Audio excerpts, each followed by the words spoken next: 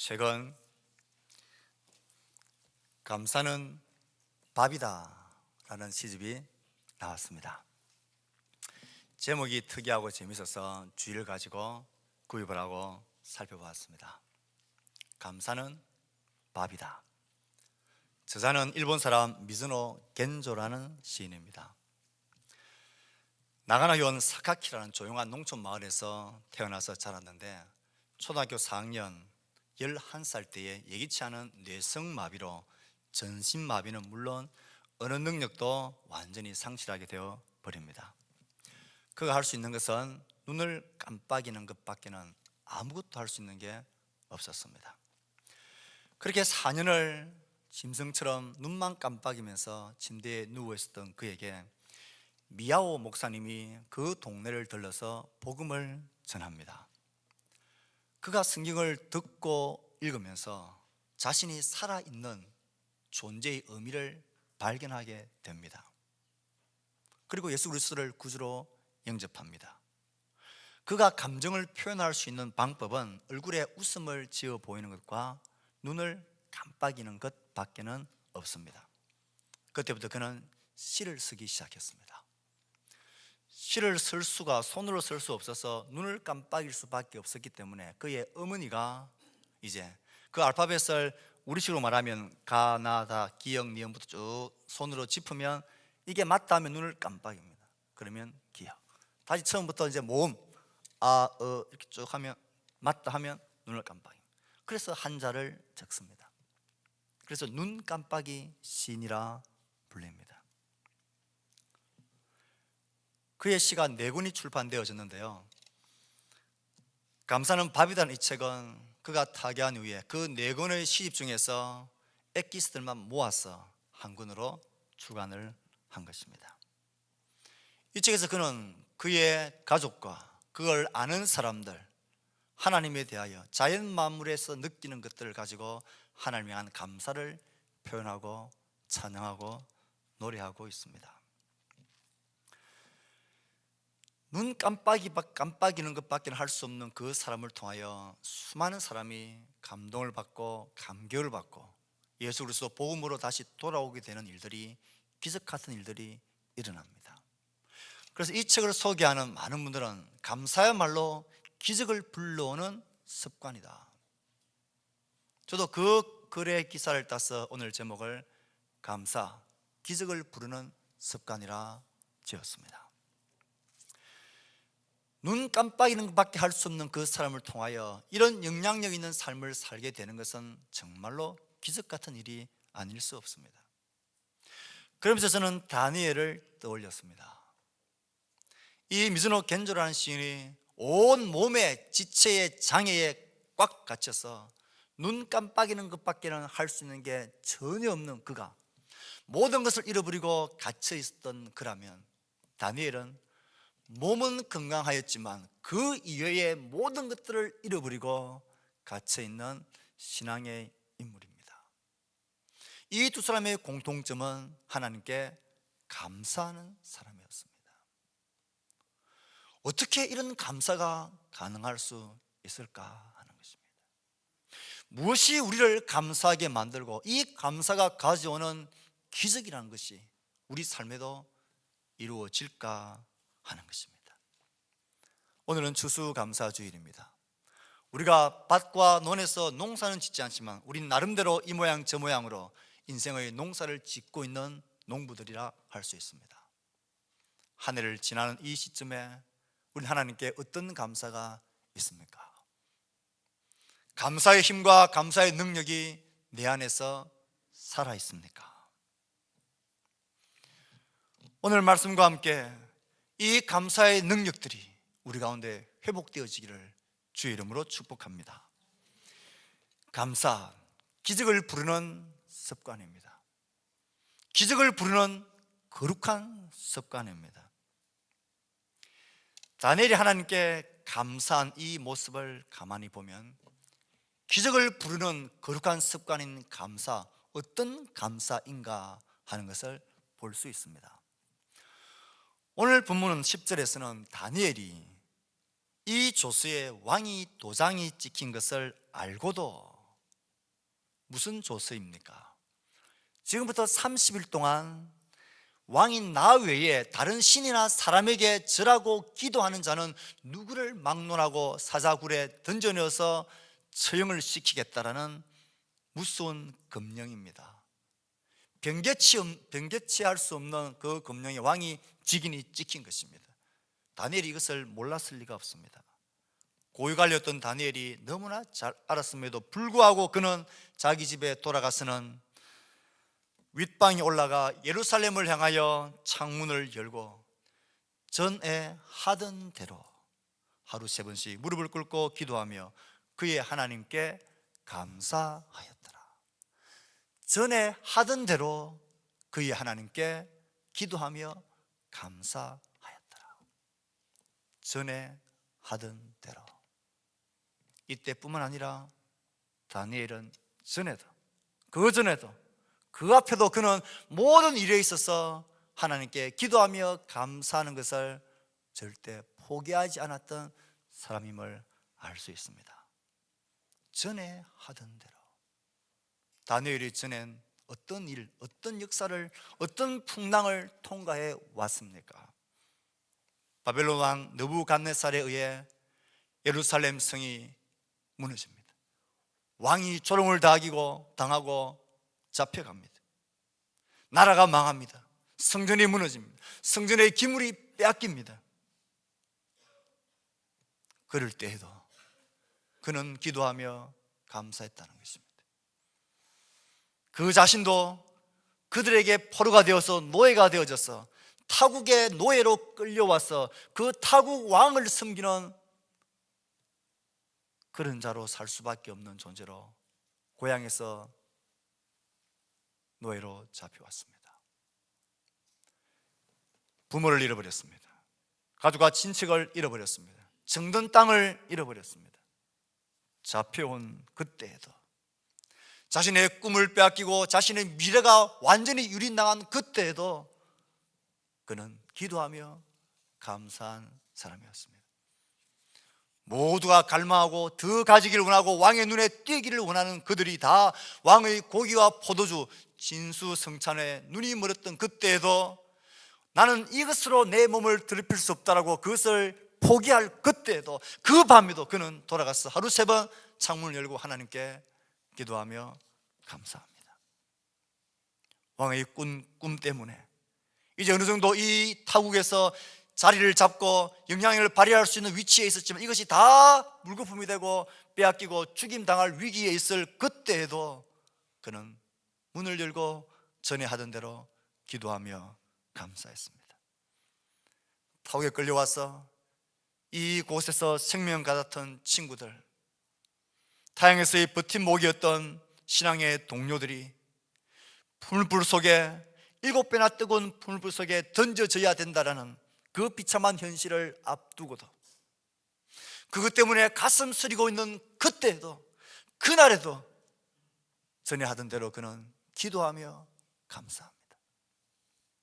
정권이 바뀌고 모든 격변의 시기에 왕이 2번, 3번이나 바뀌는 그때 그날에도 전에 하던 대로 그는 하나님께 기도하며 감사합니다. 이제 오늘 본문 사자굴 앞에 굴 속으로 던져지는 죽음의 현실 앞에서도 그는 전에 하던 대로 기도하며 감사하는 기도의 사람, 감사의 사람이었습니다. 기적을 부르는 습관인 감사, 어떤 감사입니까? 일상의 감사입니다. 무슨 일이 생기든 어떤 일이 닥치든 현재 나의 자리에, 나의 위치, 나의 상황 속에서 하나님을 바라보며 기도하며 감사하는 이 감사가 기적을 불러오는 거룩한 습관입니다.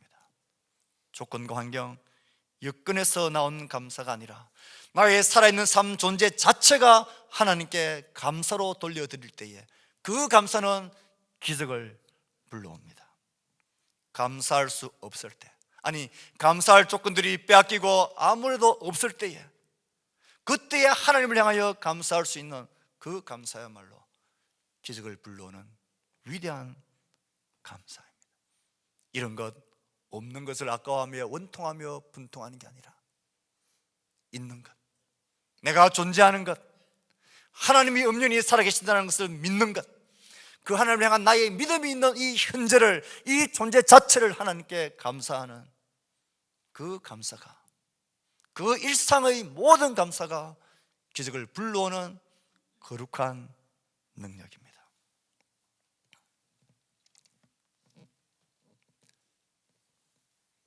(50대) 후반의 아버지가, 친절하고 상냥하고 다정했던 아버지가 갑자기 사고로 돌아가셨습니다. 그 장례식장에 그 유족들이 우는 것을 보았습니다. 왜 이렇게 빨리 데리고 갔어요? 왜 이렇게 좋은 남편, 좋은 아버지를, 좋은 동료를 이렇게 빨리 데리고 가셨느냐고, 이렇게 빨리, 왜 이렇게 빨리 데려가셨냐고 가슴을 치며 아파하며 웁니다. 그 장례식장 설교수 목사님이 이렇게 말씀하십니다. 이 좋은 남편, 좋은 아버지, 좋은 동료를 빨리 데려가신 하나님께 불평 원망하지 말고, 이렇게 좋은 아버지, 좋은 남편을 우리에게 20년간을 주신 하나님께 감사하자. 감사는 조건과 환경과 여건에 달려있는 게 아닙니다. 그것을 보는 우리의 눈에 달려 있습니다. 감사할 이유가 없는 게 아니라 그 감사를 보는 눈이 없는 것입니다. 감사할 환경이 아니라 그 감사에 대한 우리의 자각이 하나님에게서 없는 것입니다. 감사는 존재 자체로서 얼마든지 감사할 수 있는 이유가 되는 것입니다.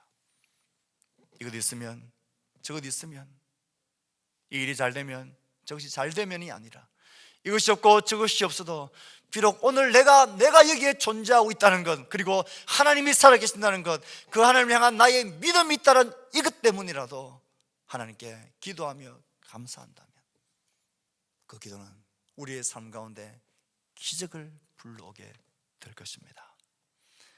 앞에서 소개했던 미즈노 겐조 눈 깜빡이 시인, 그의 시 중에 눈과 귀라는 시가 있습니다. 그의 책 169페이지에 보면 이런 짧은 시가 있습니다. 뇌성마비로 모든 것을 빼앗겼지만 하나님이 눈과 귀만은 지켜주셨다. 말씀을 읽도록, 말씀을 듣도록, 말씀으로 구원하시기 위해. 감사는 우리 삶에 기적을 불러옵니다. 왜요? 감사는 어떤 상황, 결핍, 절망, 무력의 상황 속에서도 포기하지 않는 하나님을 향한 믿음의 고백이기 때문에 그렇습니다. 하나님을 향한 신뢰의 고백이기 때문에 그렇습니다. 하나님의 능력을 향한 소망의 고백이기 때문에 그렇습니다. 이 감사야말로 기적이신 하나님이 내 삶에 보여지게 되는 능력이 되는 것입니다. 하나님의 임하심과 역사는 우리의 삶 속의 기적 자체입니다.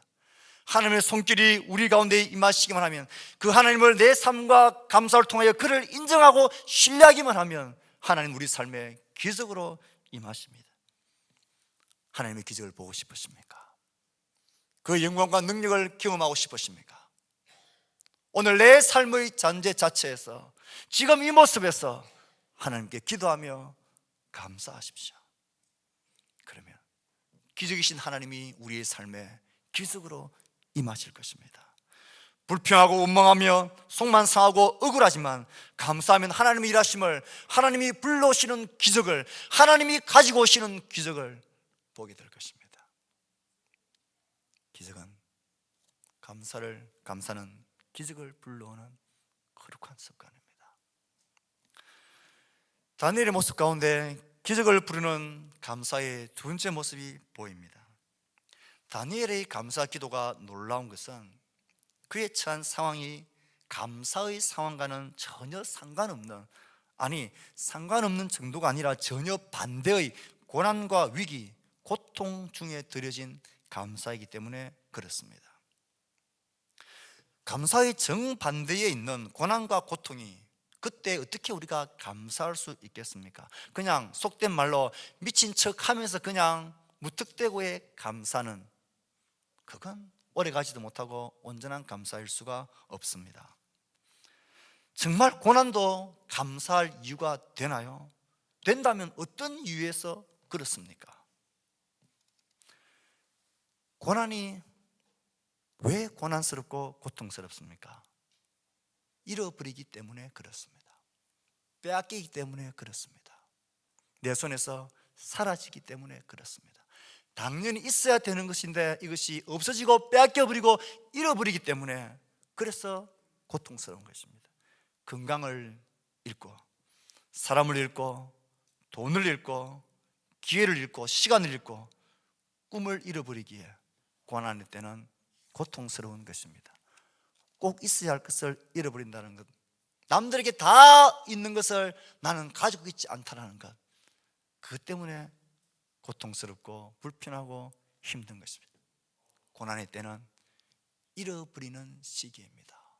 그 결핍 때문에 고통스럽습니다.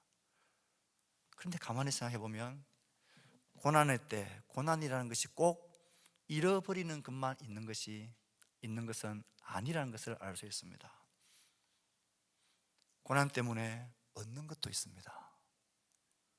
있는 정도가 아니라 많습니다.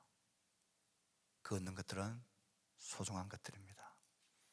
고난이 아니었다면 절대로 얻을 수 없고 발견할 수 없는 소중한 것들이 있습니다.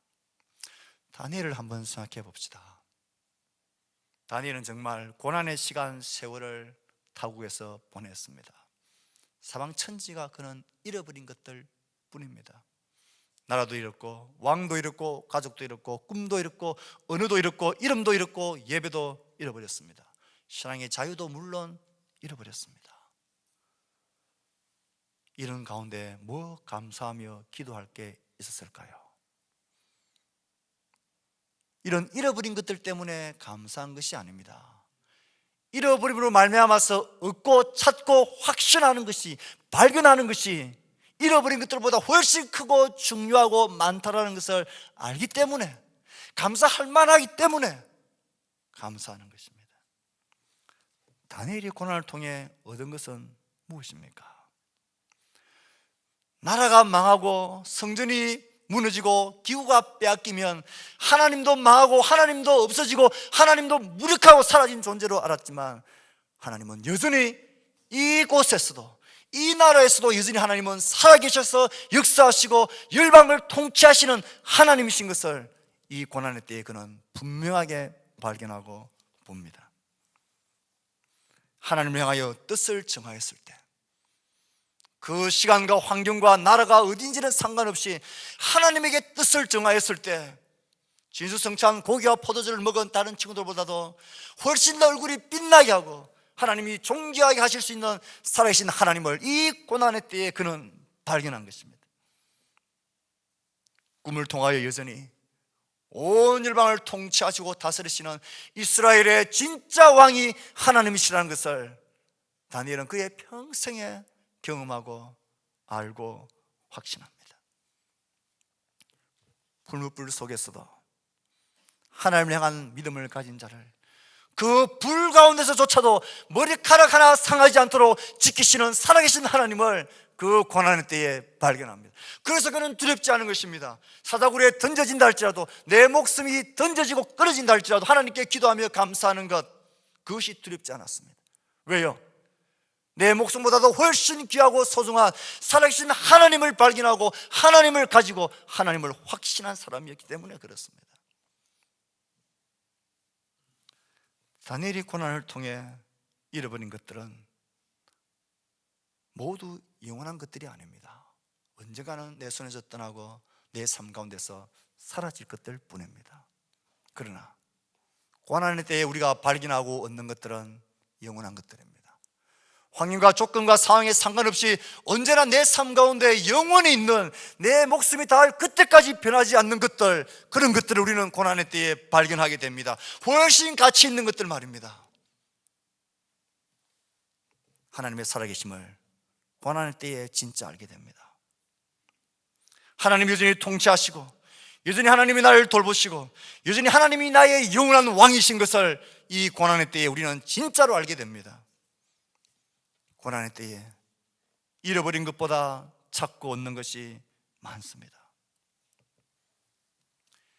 인생의 진짜 의미와 목적을 고난과 결핍과 잃어버림을 통하여 발견하게 됩니다. 몸의 건강은 잃었지만 내 속사람의 영생과 강건함을 찾습니다. 이 땅에 없어질 돈은 잃어버리지만 하늘의 영원한 보화를 발견하게 되어집니다. 이 땅의 편리함과 풍성한 삶을 잃지만 이웃과 비교할 수 없는 해같이 빛날 하늘의 영광스러운 삶에 대한 그 소망을 가지게 됩니다. 고난을 통하지 않으면 알 수 없는 것들이 참 많습니다. 우리는 그 아픔 때문에 예수님을 만나게 되고, 그 아픔 때문에 하나님의 사랑을 깨닫게 되고, 그 아픔 때문에 그리스도의 복음이라는 이 보화를 발견하게 되어지는 것입니다. 그러므로 고난의 때, 힘듦의 때를 우린 얼마든지 감사할 수 있는 것입니다. 미즈노 겐조 눈 깜빡이 시인이 이와 연관되어진 시를 적었습니다. 그의 시는 다 짧습니다. 짧을 수밖에요. 눈을 깜빡이며 한 시를 지으려고 하면 얼마나 많은 수고와 노력이 들어가겠습니까? 그의 시에 이런 시가 있습니다. 힘들지 않았다면, 만약 내가 힘들지 않았다면 하나님의 사랑을 몰랐을 테지. 만약 많은 형제 자매가 힘들지 않았다면 하나님의 사랑을 전하지 못했겠지.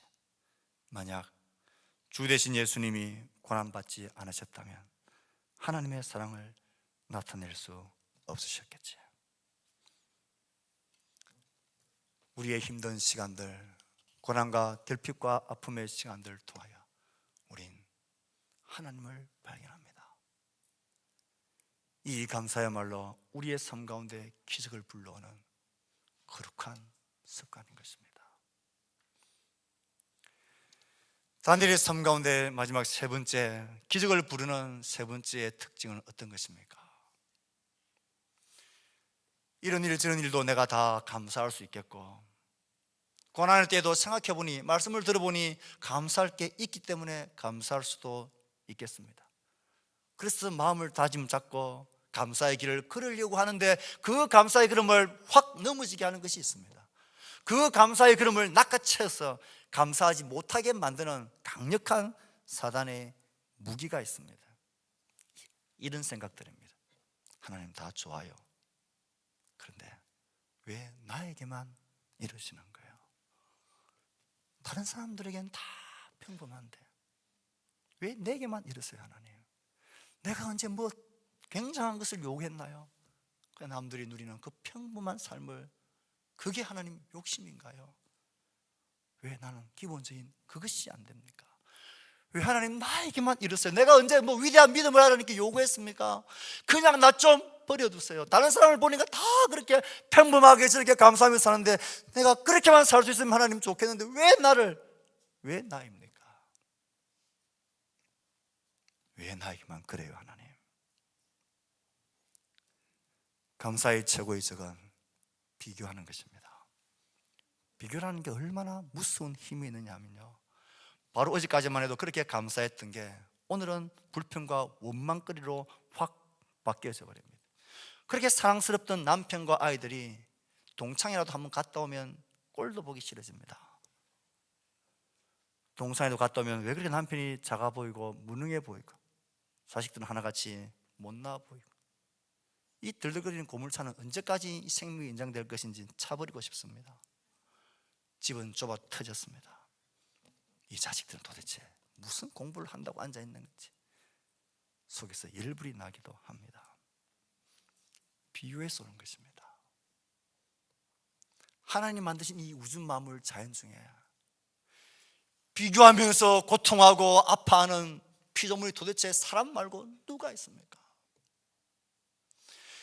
이 우주 어떤 만물에 누가 알아주고 안 알아준다고 해서 그 꽃들이 서로를 시기하며 경쟁하며 그렇게 비교하며 우울하며 절망하는 그런 존재가 어디에 있습니까?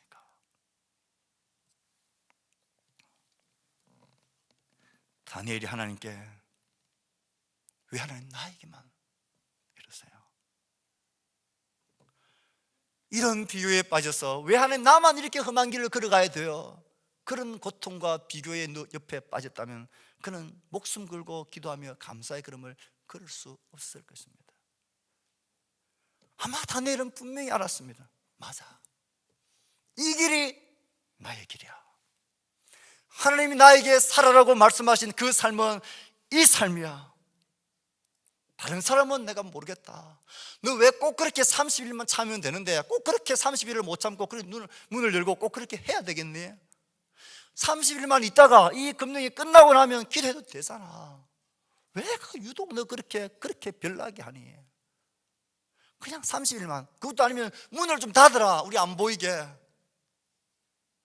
다니엘은 알았습니다. 이것이 하나님을 향한 나의 부름이고 나의 삶인 것을 알았습니다.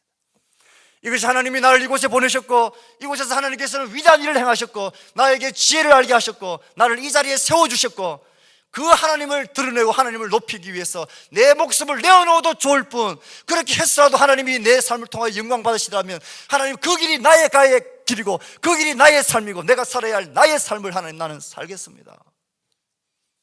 비교하며 두려워하며 좌절하지 않습니다. 그저 하나님이 나에게 두신 자리에서 나를 비우신 그 모습 속에서 나에게 오라고 하신 그 믿음의 삶의 길을, 내가 걸어야 할 길을 그는 걷기로 다짐한 것입니다. 남들이야 문을 닫고 30일을 기다리든 말든 하나님 나에게 원하는 삶은 이것이고 이 삶을 통하여 하나님은 나에게 영광을 받으시기를 원한다면 나는 나의 삶을 살겠다라는 것입니다. 하나님은 우리 우리 각자 자신으로 만드셨습니다. 비교하는 것, 우울하고 열등하고 좌절하고 교만하는 것, 사탄의 미혹입니다. 외모를 비교하고 능력을 비교하고 잘남을 비교하고 부를 비교하고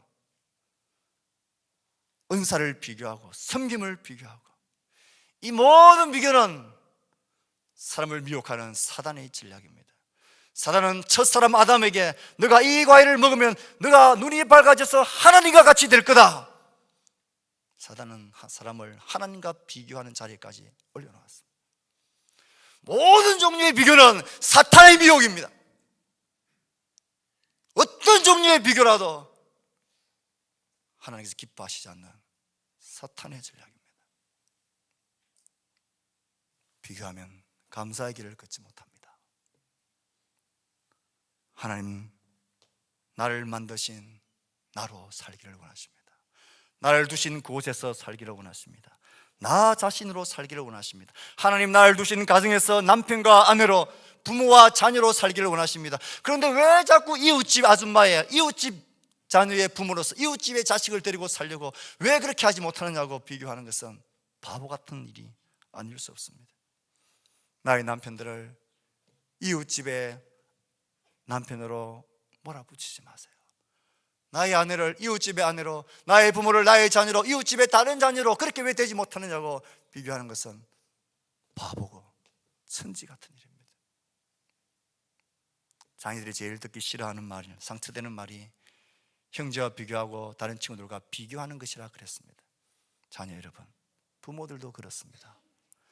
부모들도 똑같이 왜 다른 부모들은 다 해주는데 왜 우리 집은 안 해주느냐?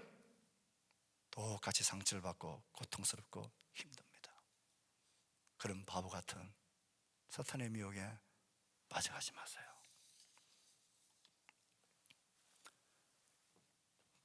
기적을 부르는 거룩한 습관인 감사,